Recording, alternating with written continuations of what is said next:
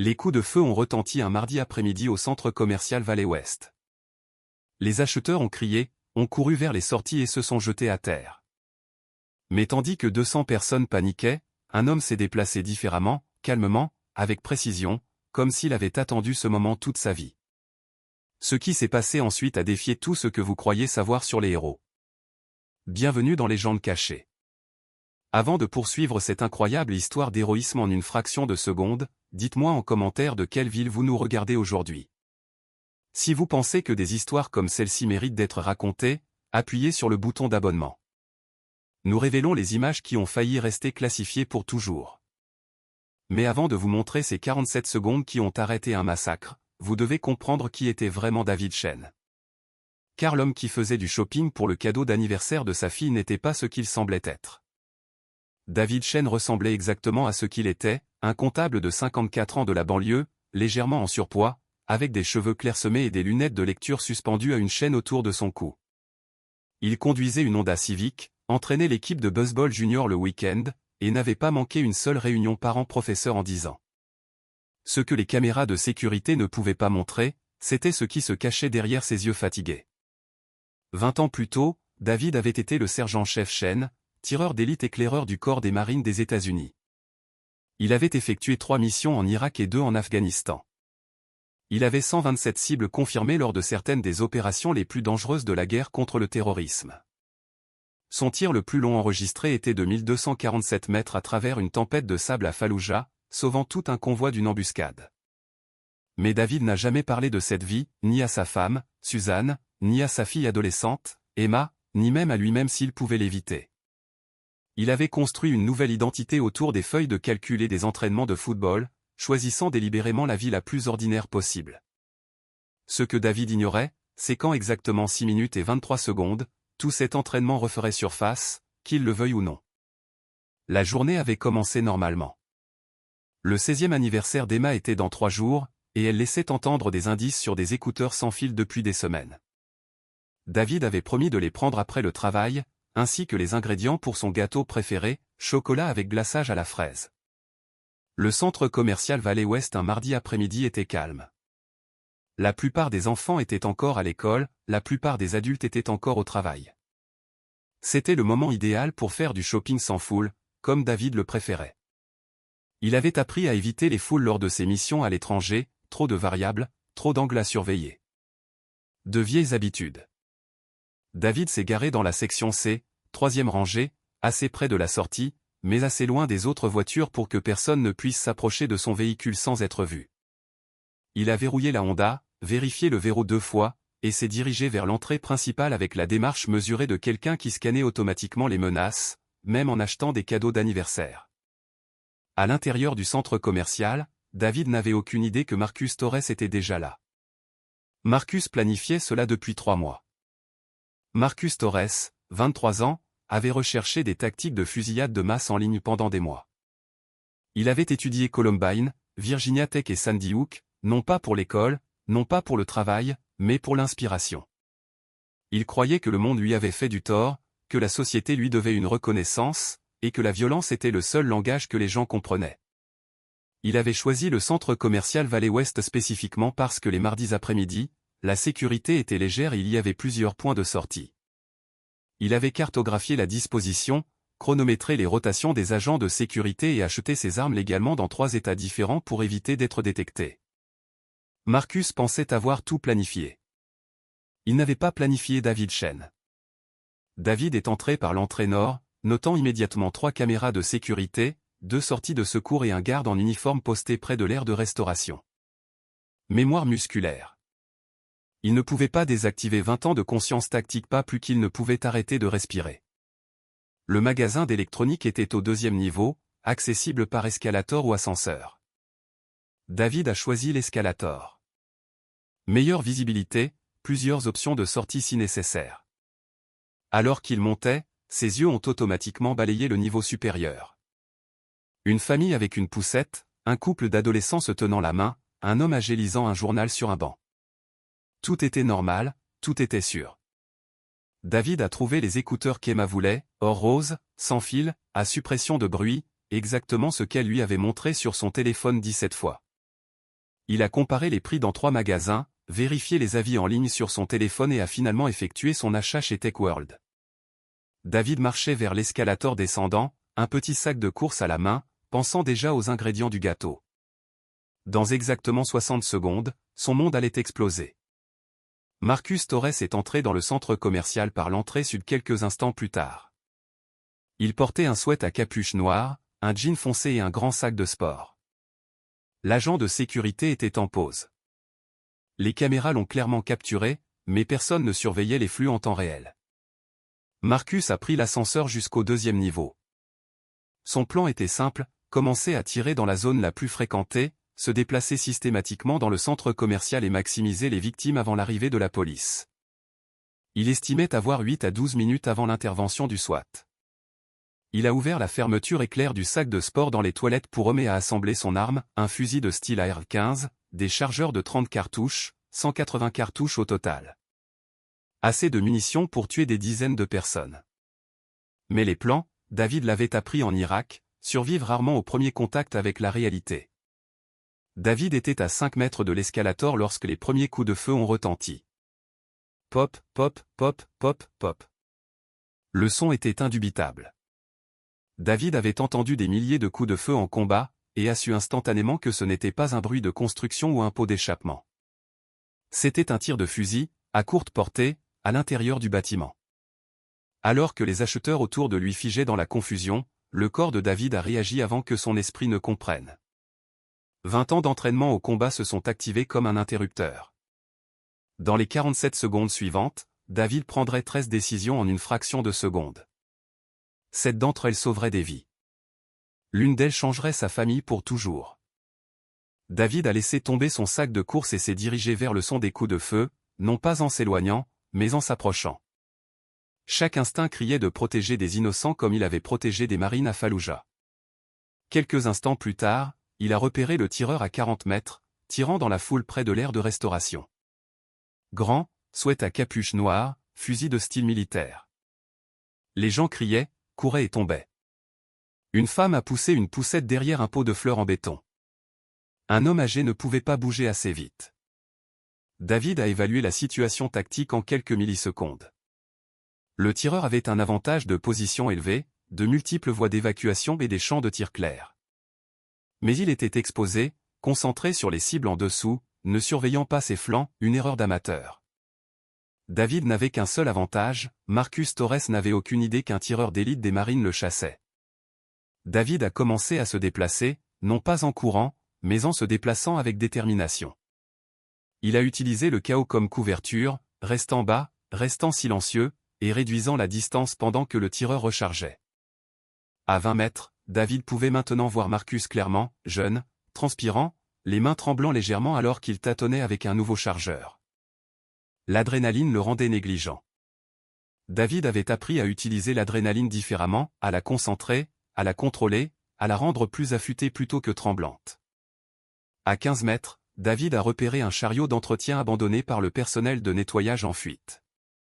Lourd, à roulettes, parfait, une arme improvisée.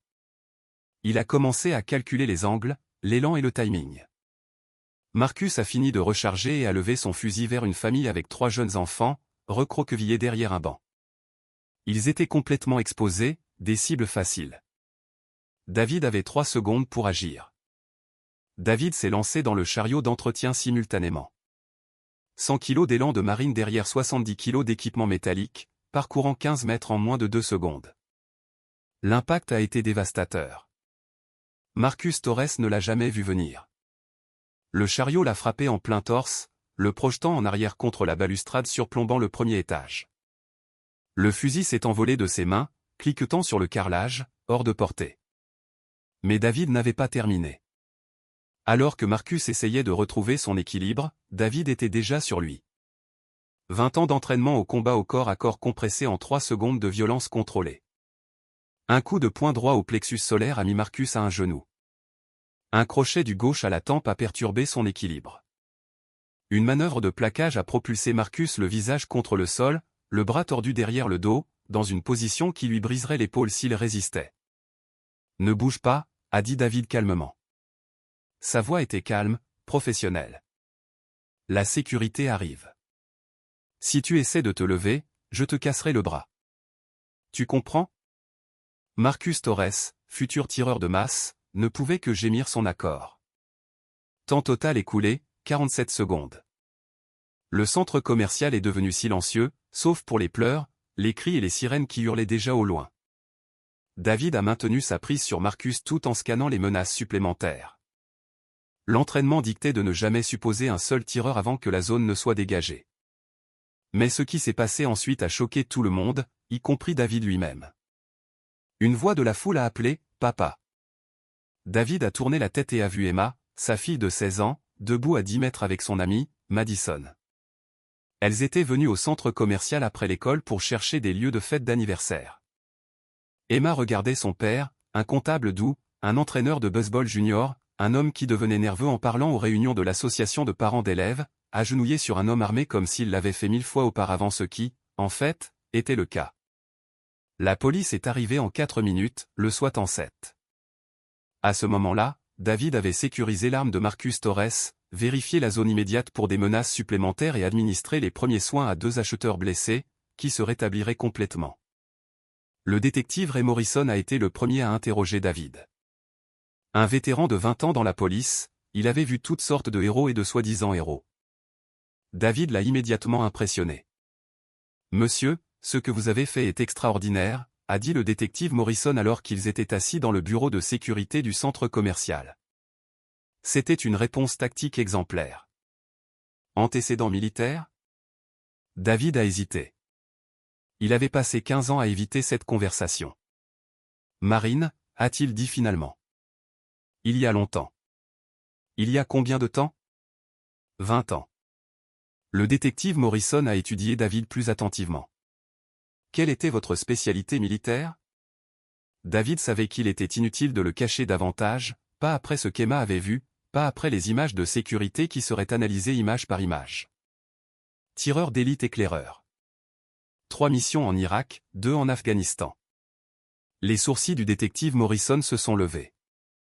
Combien? 127 cibles confirmées. Le silence s'est fait dans la pièce. Le détective Morrison avait travaillé sur de nombreux cas d'anciens combattants, mais il n'avait jamais rencontré quelqu'un avec de tels chiffres. Pourquoi n'avez-vous pas tiré sur Torres? Vous aviez de multiples occasions de prendre des mesures létales. David a regardé par la fenêtre du bureau Emma, qui donnait sa déclaration à un autre officier. Elle le regardait avec une expression qu'il n'avait jamais vue auparavant, pas de peur, pas de déception, mais quelque chose comme de l'émerveillement mêlé de confusion. Parce que, a dit David, je ne suis plus cette personne. J'ai cessé d'être cette personne le jour où Emma est née. Mais ce n'était pas entièrement vrai, et les 2 hommes le savaient. Les images de sécurité racontaient une autre histoire. Lorsqu'elles ont été analysées par des experts tactiques du FBI, la réponse de David a été jugée comme un engagement de combat urbain sans faille et une neutralisation en combat rapproché exemplaire. La façon dont il se déplaçait, évaluer les menaces et contrôler la situation était exactement ce pourquoi il avait été entraîné à Fallujah et Kandahar. David Chen, comptable de banlieue, avait peut-être rangé son fusil il y a 20 ans, mais le sergent-chef Chen, tireur d'élite des marines, n'était jamais vraiment parti. Ce que David ignorait, c'est que ces 47 secondes d'héroïsme changeraient tout à nouveau. L'histoire est devenue virale en quelques heures. Les images de sécurité, avec les visages des victimes floutés, ont été diffusées sur tous les grands réseaux d'information. 47 secondes a commencé à être en tendance sur les réseaux sociaux. La photo de David est apparue sur les couvertures de magazines avec des titres comme « Le héros d'A accent grave côté » et « Guerrier caché ». Mais pour David, le véritable défi n'était pas l'attention médiatique. C'était d'expliquer à sa famille qui il était vraiment. La conversation avec Emma a eu lieu 3 jours plus tard, le jour de ses 16 ans. Ils étaient assis dans leur jardin, les écouteurs sans fil oubliés, tandis que David racontait à sa fille une vie qu'elle n'aurait jamais imaginée. « Papa, a dit Emma après qu'il ait fini, avez-vous eu peur au centre commercial? » David a envisagé de mentir, de lui dire ce qu'elle voulait entendre. Mais Emma méritait la vérité. « Non, a-t-il dit, je n'ai pas eu peur, et c'est ce qui me fait peur. » Emma est restée silencieuse un long moment. Puis, combien de personnes seraient mortes si vous n'aviez pas été là? David avait fait les calculs basés sur les munitions de Marcus Torres, sa position et ses cibles prévues. Les analystes du FBI ont estimé qu'il aurait pu tuer 23 personnes et en blesser 40 autres avant l'arrivée de la police. Beaucoup, a dit David. Alors je suis content que tu aies été effrayant, papa, a répondu Emma. Juste pendant 47 secondes. David Chen travaille toujours comme comptable, entraîne toujours l'équipe de baseball junior, conduit toujours une Honda Civic et oublie de sortir la poubelle le mardi matin. Mais il consulte également les services de police locaux sur la réponse aux tireurs actifs. Il a donné des conférences dans des académies militaires sur les tactiques de combat urbain, et il a appris à vivre avec le fait que parfois, la personne que vous étiez est exactement la personne dont les gens ont besoin que vous soyez. Les écouteurs sans fil qu'Emma voulait pour son anniversaire? Elle ne les a jamais ouverts. Elle les garde dans leur emballage d'origine sur son bureau, à côté d'une photo de son père tirée des images de sécurité du centre commercial. Mon père, dit-elle aux gens, est une légende cachée. Marcus Torres a été condamné à la prison à perpétuité sans possibilité de libération conditionnelle. Lors de son procès, des psychiatres ont témoigné que l'intervention rapide de David a probablement empêché l'une des fusillades de masse les plus meurtrières de l'histoire des États-Unis. 47 secondes. C'est le temps qu'il a fallu à un père de banlieue pour arrêter un massacre. C'est le temps qu'il a fallu pour que 20 ans d'entraînement refassent surface au moment le plus crucial. C'est le temps qu'il a fallu pour prouver que les héros ne portent pas toujours d'uniforme. Parfois, ils portent des lunettes de lecture et des sacs de course. Alors je vous pose la question, qui sont les légendes cachées de votre communauté? Qui sont ces personnes aux passés extraordinaires qui mènent des vies ordinaires, prêtes à intervenir quand la catastrophe frappe? Partagez leurs histoires dans les commentaires. Aidez-nous à honorer les guerriers qui marchent parmi nous, silencieux et humbles, jusqu'au moment où le monde a le plus besoin d'eux. Parce qu'ici, chez Légendes Cachées, nous croyons que les histoires les plus puissantes appartiennent à des gens qui n'ont jamais eu l'intention d'être des héros. Ils n'ont simplement pas pu rester les bras croisés à regarder le mal triompher. Merci d'avoir regardé. Si cette histoire vous a touché, abonnez-vous et partagez-la. Aidez-nous à empêcher ces légendes cachées de rester cachées. Et rappelez-vous, la personne assise à côté de vous pourrait bien être exactement la personne dont vous avez besoin.